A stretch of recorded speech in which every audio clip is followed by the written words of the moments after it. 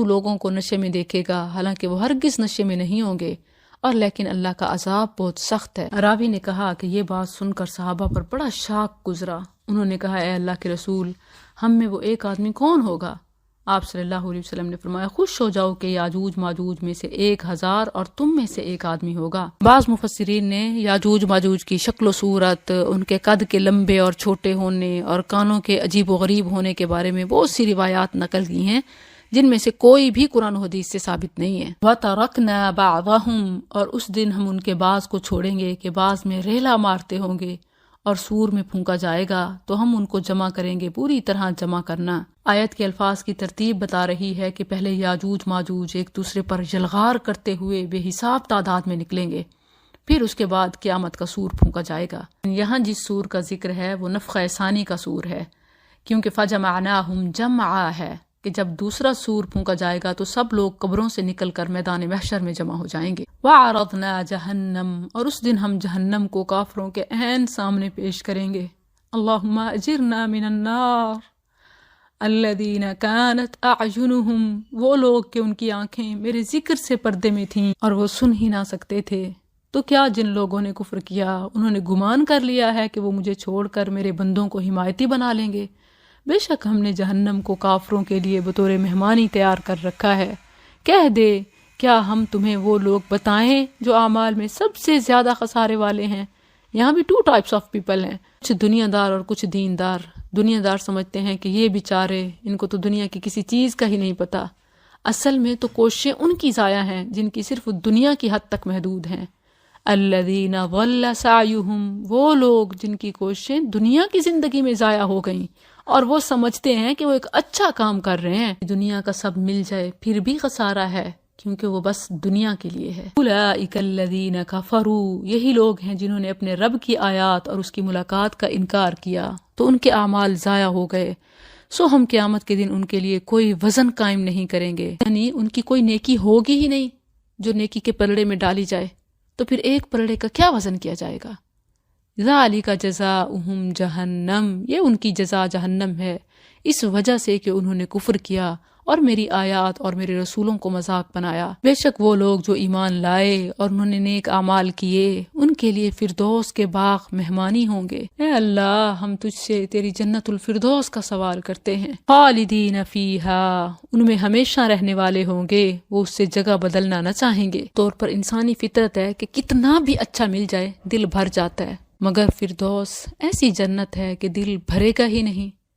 قل، کہہ دے، لو کان البحر، اگر سمندر میرے رب کی باتوں کے لیے سیاہی بن جائے تو یقیناً سمندر ختم ہو جائے گا اس سے پہلے کہ میرے رب کی باتیں ختم ہوں، اگرچہ ہم اس کے برابر اور سیاہی لے آئیں۔ اللہ کے کلمات، اللہ کے انعامات بے شمار ہیں، تو حمد بھی بے شمار بیان کرنی چاہیے۔ اور بے شمار حمد کیسے، کتنی بیان کریں؟ اس کے لیے جامع الفاظ ہیں، یعنی یوں کہہ دیا جائے کہ آسمان برابر، زمین برابر، اللہ تیری چاہت برابر، تیری رضا کے برابر، جیسے رسول اللہ صلی اللہ علیہ وسلم مانگا کرتے تھے۔ اللہم ربنا لک الحمد ملء السماوات وملء الارض وملء ما شئت من شیء بعد، اہل الثناء والمجد، احق ما قال العبد وکلنا لک عبد، اللہم لا مانع لما اعطیت ولا معطی لما منعت ولا ينفع ذا الجد منک الجد۔ اسی طرح ایک اور دعا کے الفاظ ہیں، اللہم اعوذ برضاک من سخطک وبمعافاتک من عقوبتک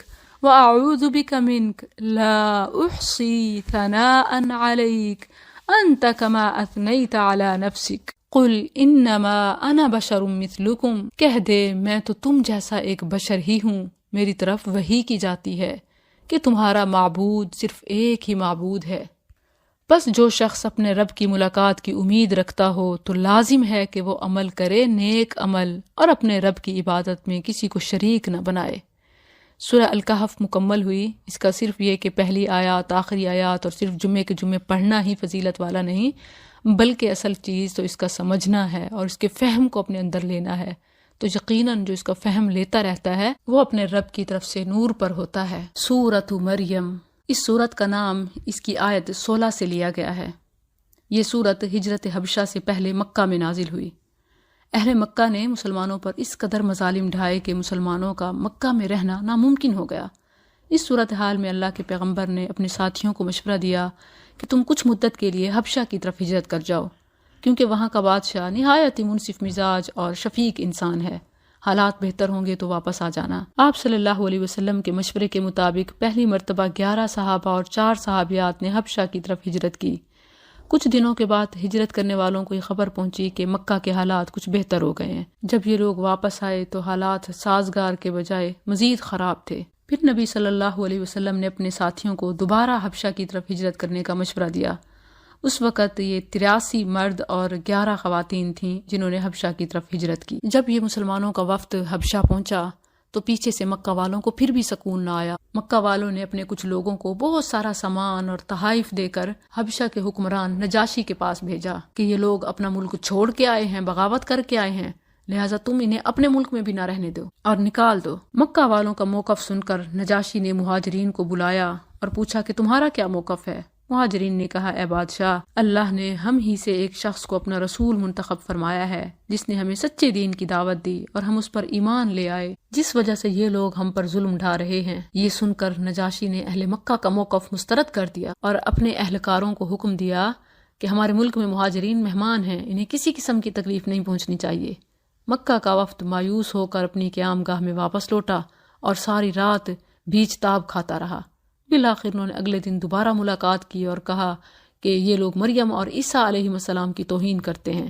اس پر نجاشی نے مسلمانوں کی طرف دوبارہ قاصد بھیجا کہ وہ حاضر ہو جائیں۔ مسلمان نجاشی کے پاس تشریف لے گئے تو اس نے مریم اور عیسیٰ علیہ السلام کے بارے میں مسلمانوں سے پوچھا کہ تمہارا ان ہستیوں کے بارے میں کیا خیال ہے؟ مسلمانوں کی طرف سے جعفر رضی اللہ عنہ نے نمائندگی کی اور سورہ مریم کی یہ آیات تلاوت کی، جس میں وضاحت ہے کہ مریم کے ہاں کس طرح عیسیٰ علیہ السلام پیدا ہوئے اور عیسیٰ علیہ السلام نے گہوارے میں اپنے بارے میں کیا گفتگو فرمائی۔ نجاشی نے ان آیات کی تلاوت سنی تو اس نے زمین سے ایک تنکا اٹھا کر کہا، عیسیٰ علیہ السلام کے بارے میں جو کچھ فرمایا گیا ہے وہ 100% ٹھیک ہے، ان کی شان میں ایک تنکے کے برابر بھی کمی بیشی نہیں کی گئی۔ اس طرح مسلمان سرخرو ہوئے اور مکہ کا وفد ناکام اور نامراد ٹھہرا۔ پھر اس سورہ مبارکہ میں مریم اور عیسیٰ علیہ السلام کے ذکر کے بعد دیگر انبیاء، ان کی دعوت اور ان کے مقام و مرتبوں کا ذکر ہے۔ سورت کا اختتام اس بات پر ہوتا ہے کہ کسی کو اللہ کی اولاد ٹھہرانا اتنا بڑا جرم ہے کہ قریب ہے آسمان پھٹ جائے، زمین شق ہو جائے اور پہاڑ گر پڑے۔ سورت کے مضامین اور الفاظ کا ردھم لاجواب ہے تو اس سورت کی خصوصیات ہیں، لیکن کچھ لوگ اولاد اور پھر بیٹا اور پھر خوبصورت اولاد کے لیے وظیفوں کے طور پر سورہ مریم کو پڑھتے ہیں، جو کہ بالکل غیر شرعی ہے۔ یعنی اس مقصد کے لیے اس سورت کو نہیں بلکہ عقائد کی اصلاح کے لیے اور عمل کی موٹیویشن کے لیے پڑھا جاتا ہے، مگر ہم نے قرآن کو بھی دنیا کی چیزوں کے حصول کے لیے کوئی وظیفہ اور تسبیح بنا دی۔ بسم اللہ الرحمن الرحیم، کاف ہا یا عین صاد، ذکر رحمت ربک، تیرے رب کی اپنے بندے زکریا پر رحمت کا ذکر ہے۔ نبی صلی اللہ علیہ وسلم نے زکریا علیہ السلام کے بارے میں بتایا کہ وہ نجار تھے، یعنی ترکھان، بڑھئی، لکڑیوں سے چیزیں بنانے والے، حلال کمانے والے۔ آپ نے فرمایا کہ کسی شخص نے کبھی اپنے ہاتھ کی کمائی سے بہتر نہیں کھایا، اور اللہ کے نبی داؤد اپنے ہاتھ کی کمائی سے کھاتے تھے۔ انبیاء مانگ مانگ کر نہیں بلکہ کما کے کھاتے تھے۔ تو یہ جو ملیت سسٹم ہے جس کی طرف میں نے اس پارے کے شروع میں اشارہ کیا، یہ ہرگز الاؤ نہیں ہے اسلام میں، نہ ہی کوئی صوفیت اور یہ ولایت ہے۔ اذ نادى ربہ، جب اس نے اپنے رب کو چھپی آواز سے پکارا، کہا، اے میرے رب، یقیناً میں ہوں کہ میری ہڈی کمزور ہو گئی اور سر بڑھاپے سے شعلہ مارنے لگا، اور اے میرے رب، میں تجھے پکارنے میں کبھی بے نصیب نہیں ہوا۔ یہ بڑا پیارا انداز ہے کہ جب اپنے رب سے مانگے نا تو پچھلی نعمتوں کا یوں اعتراف کریں کہ اللہ، آج تک جو میں نے مانگا کبھی خالی نہیں رہی، تو اب کیسے تو مجھے خالی بھیجے گا۔ وَلَمْ أَكُمْ بِدُعَائِكَ رَبِّ شَقِيًّا، اور بے شک میں اپنے پیچھے قرابت داروں سے ڈرتا ہوں، یعنی لوگ جو ہیں وہ تانے دیتے ہیں، اور میری بیوی شروع سے بانجھ ہے، سو مجھے اپنے پاس سے ایک وارث عطا کر، یارثنی و یارث من آل یعقوب، جو میرا وارث بنے اور آل یعقوب کا وارث بنے، اور میرے رب اسے پسند کیا ہوا بنا۔ اے زکریا، بے شک ہم تجھے ایک لڑکے کی خوشخبری دیتے ہیں جس کا نام یحییٰ ہے، اس سے پہلے ہم نے اس کا کوئی ہم نام نہیں بنایا۔ کہا، اے میرے رب، میرے لیے لڑکا کیسے ہوگا جبکہ میری بیوی شروع سے بانجھ ہے اور میں تو بڑھاپے کی آخری حد کو پہنچ گیا ہوں۔ کہا ایسے ہی ہے، تیرے رب نے فرمایا ہے یہ میرے لیے آسان ہے، اور یقیناً میں نے تجھے اس سے پہلے پیدا کیا جبکہ تو کچھ بھی نہ تھا۔ کہا اے میرے رب، میرے لیے کوئی نشانی مقرر کر دے۔ فرمایا تیری نشانی یہ ہے کہ تو تندرست ہوتے ہوئے لوگوں سے 3 راتیں بات نہیں کرے گا۔ تو وہ عبادت خانے سے نکل کر اپنی قوم کے پاس آیا، پس انہیں اشارے سے کہا کہ پہلے اور پچھلے پہر تسبیح کرو۔ اے یحییٰ، کتاب کو قوت سے پکڑ، اور ہم نے اسے بچپن ہی میں فیصلہ کرنا عطا فرمایا اور اپنی طرف سے بڑی شفقت اور پاکیزگی عطا کی، اور وہ بہت بچنے والا تھا اور اپنے ماں باپ کے ساتھ بہت نیک سلوک کرنے والا تھا، اور وہ سرکش نافرمان نہ تھا۔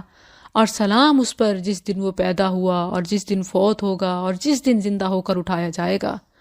وَاذْكُرْ فِي الْكِتَابِ مریم، اور کتاب میں مریم کا ذکر کر، جب وہ اپنے گھر والوں سے ایک جگہ میں الگ ہوئی جو مشرق کی جانب تھی، پھر اس نے ان کی طرف سے ایک پردہ بنا لیا، تو ہم نے اس کی طرف اپنا خاص فرشتہ بھیجا، تو اس نے اس کے لیے ایک پورے انسان کی شکل اختیار کی۔ جبریل علیہ السلام انسانی شکل میں آئے تو مریم علیہ السلام نے دیکھتے ہی کہا قالت انی اعوذ بالرحمن، بے شک میں تجھ سے رحمان کی پناہ چاہتی ہوں اگر تو کوئی ڈر رکھنے والا ہے۔